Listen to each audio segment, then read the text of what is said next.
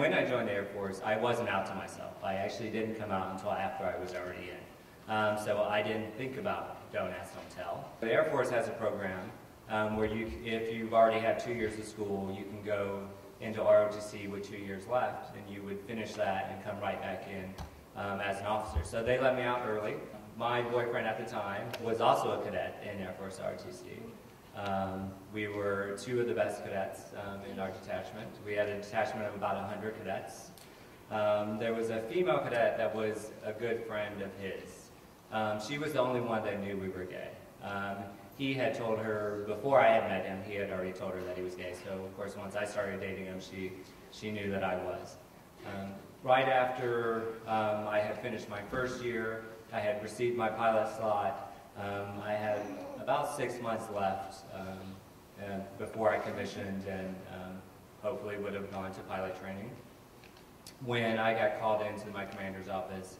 And when I got there, my commander wasn't there, but the Judge Advocate General was there, which is the attorneys for the U.S. Air Force.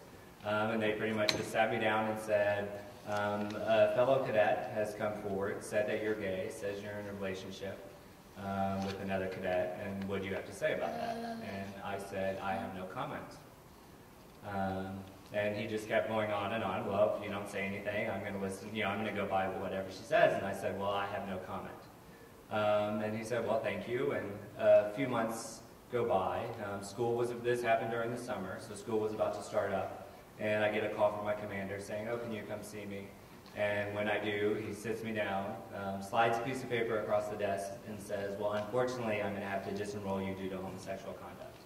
And that's what it says on the paper. It says, no longer fit for military service, and it's like due to homosexual conduct. And so it was based off of what this person says. So you would think, don't ask, don't tell, that they're not going to ask me, and I'm not going to tell them. That's the assumption most people make. And whenever I tell anyone about don't ask, don't tell, that's what they think. Like, well, it means don't say anything, which I didn't. My boyfriend had told a friend, and so she knew. Well, when they mean don't tell, that's what they mean. Don't tell anybody ever.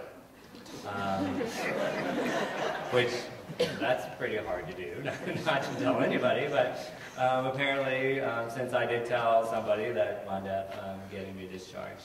And, it sucked. I mean, I was doing everything that the Air Force asked me to do. I had planned on staying in for 20 years. I had planned on flying. I was ranked #1 in my class. I mean, apparently I was doing exactly what I needed to do, and unfortunately that wasn't enough because of this law that we had passed by Congress in 1993. And now I've been working at SLDN, fighting to get rid of it. I've been there for 5 years, and I just hope, we're going to be doing everything that we can to try to get it done during this lame duck, but it's an uphill battle, and it's a fight, and but we're not. We're prior military. That's the things that we do. So we fight these battles, and we're going to continue to fight because the majority of the public think this is wrong, and it is. So it's time to get rid of it.